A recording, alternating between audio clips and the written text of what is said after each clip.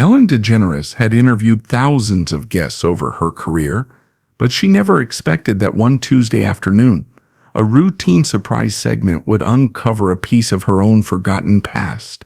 What started as a simple teacher appreciation segment became something far more profound, a moment when the host became the student again, and 30 years of unspoken gratitude finally found its voice.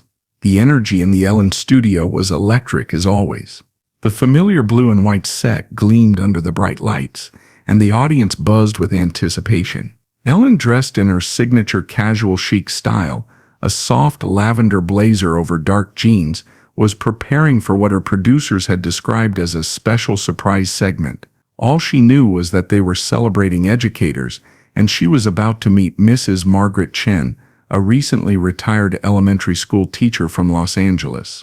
"All right, everybody," Ellen said to the audience, her warm smile radiating across the studio. "We're doing something really special today. We're surprising an amazing teacher who just retired after 35 years of changing lives. Please welcome Mrs. Margaret Chen." The audience erupted in applause as a petite woman in her mid-60s walked onto the stage. She wore a simple navy dress and moved with the quiet confidence of someone who had spent decades commanding classrooms.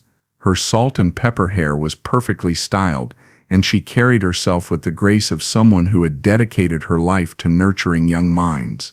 Ellen embraced Mrs. Chen warmly and guided her to the guest chair. "Mrs. Chen, first of all, congratulations on your retirement. 35 years of teaching, that's incredible." "Thank you, Ellen. It's been the greatest privilege of my life," Mrs.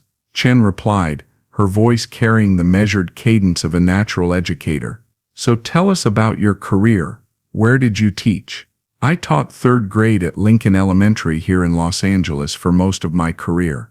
Before that, I did some substitute teaching in various schools around the city."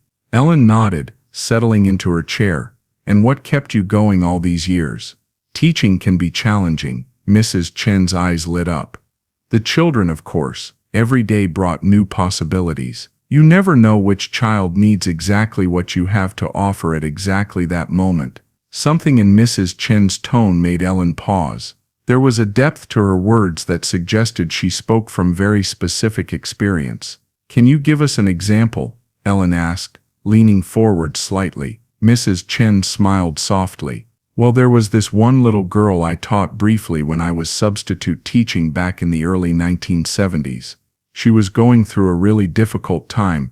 Her parents were getting divorced, which wasn't as common then, and she was struggling with feeling different, feeling like she didn't fit in." Ellen's smile remained fixed, but something shifted in her expression. A flicker of recognition crossed her features so quickly that only the cameras caught it. "She was probably about 8 or 9, Mrs. Chen continued, unaware of the change in Ellen's demeanor. "Funny little thing, always trying to make everyone laugh, but you could see the sadness in her eyes. I was only with her class for about 6 weeks, but I made sure to tell her every day that being different wasn't something to hide from. It was something to celebrate." The studio fell completely silent. Ellen's hands, which had been gesturing naturally throughout the conversation, slowly came to rest in her lap. "Mrs. Chen," Ellen said quietly, her voice barely above a whisper, "what school was this?" "Oh, it was Metairie Park Country Day School. Beautiful little school. Why do you ask?" Ellen DeGeneres stopped breathing for a moment. 30 years of hosting, of maintaining composure through every possible situation, and suddenly she was 8 years old again, sitting in a classroom in New Orleans, listening to a substitute teacher who saw something special in a confused little girl who felt like she didn't belong anywhere. "Mrs. Chen," Ellen said, her voice catching slightly. "What was the little girl's name?" Mrs. Chen tilted her head, studying Ellen's face with growing curiosity. "Her name was Ellen DeGeneres. Sweet child. I often wondered what happened to her." The silence that followed was unlike anything that had ever occurred in the Ellen studio. It wasn't the silence of anticipation or surprise. It was the silence of a moment so profound that everyone present understood they were witnessing something sacred. Ellen's eyes filled with tears, not the happy tears of a typical show moment, but the deep, complex tears of a woman suddenly transported back to one of the most difficult periods of her childhood. "Mrs. Chen," Ellen whispered, "I'm Ellen DeGeneres." Mrs. Chen's hand flew to her mouth.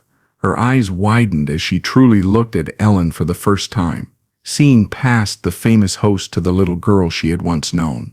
"Oh my God," Mrs. Chen breathed. "Ellen? My little Ellen?" What happened next broke every rule of television production.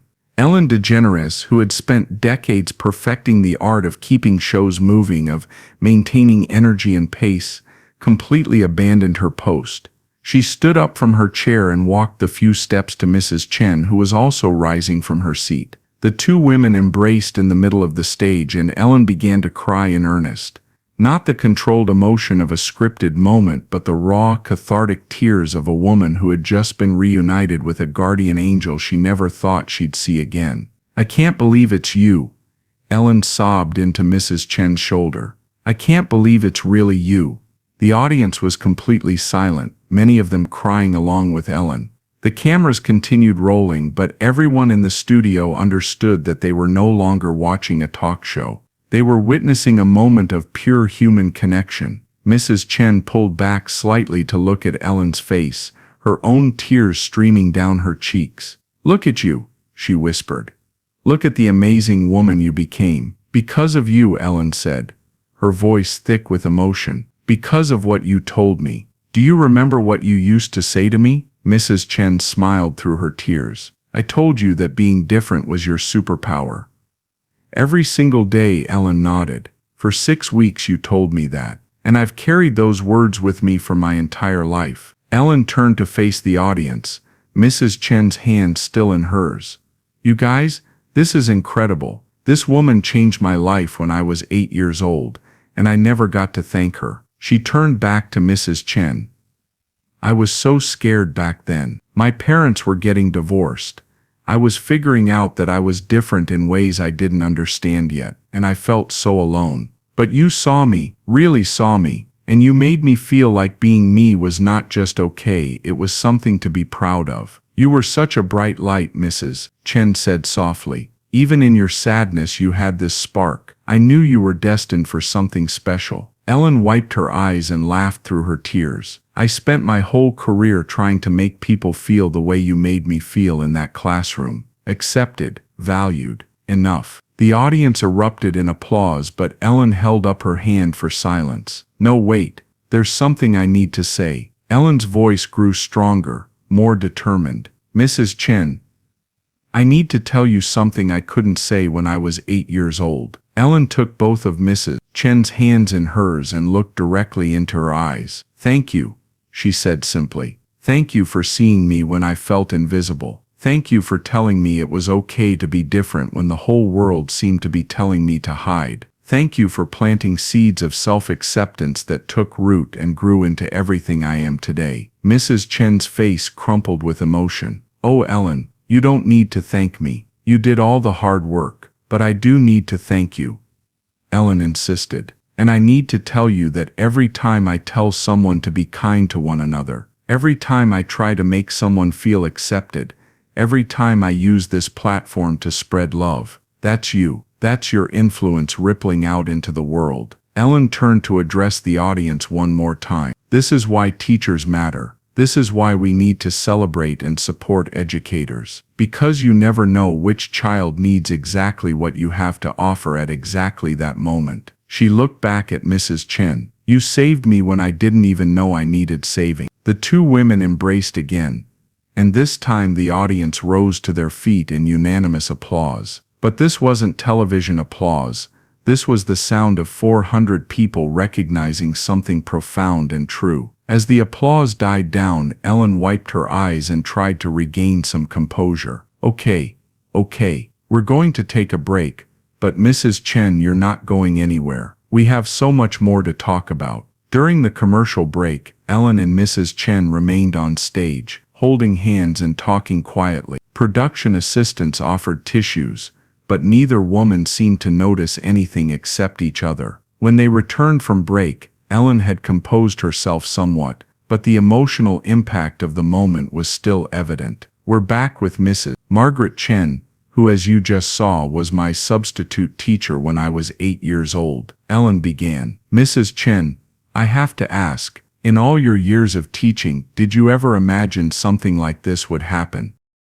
Mrs. Chen shook her head. Never in my wildest dreams, but I have to tell you, Ellen, I've watched your show over the years, and there were moments when I thought, she reminds me of that little girl I once knew.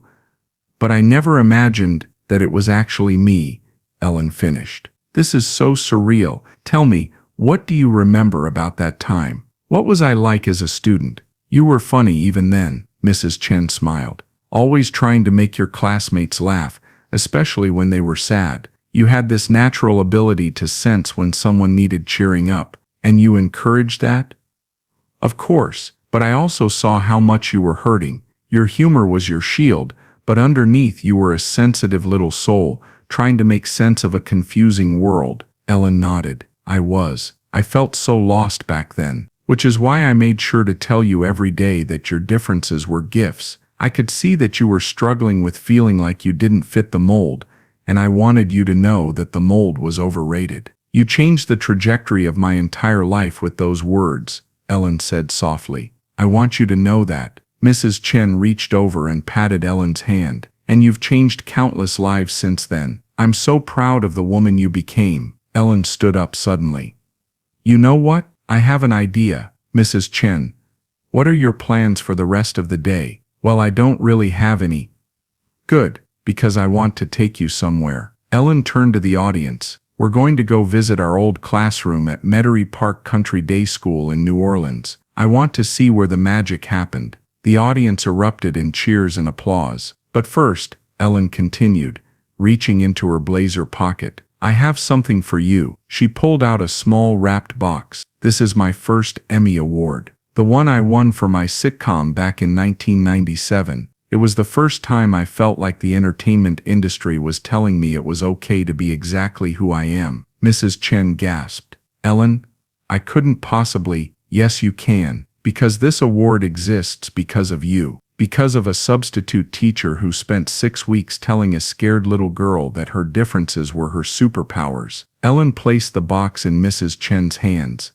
I want you to have this, and I want you to know that every award, every achievement, every moment of joy in my career, it all traces back to that classroom where you taught me to love myself. Mrs. Chen opened the box with trembling hands. The golden Emmy gleamed under the studio lights. This is too much, she whispered. No, Ellen said firmly. It's not nearly enough, but it's a start. The show ended with Ellen and Mrs. Chen walking off stage together, hand in hand, two women connected across decades by a moment of kindness that had rippled through time to change both their lives. Later that evening, Ellen posted a photo on social media, her 8-year-old school picture, next to a current photo of her with Mrs. Chen. The caption read, Sometimes our guardian angels look like substitute teachers. Thank you, Mrs. Chen, for seeing me when I couldn't see myself. The episode aired 2 weeks later and became one of the most watched in the show's history. More importantly,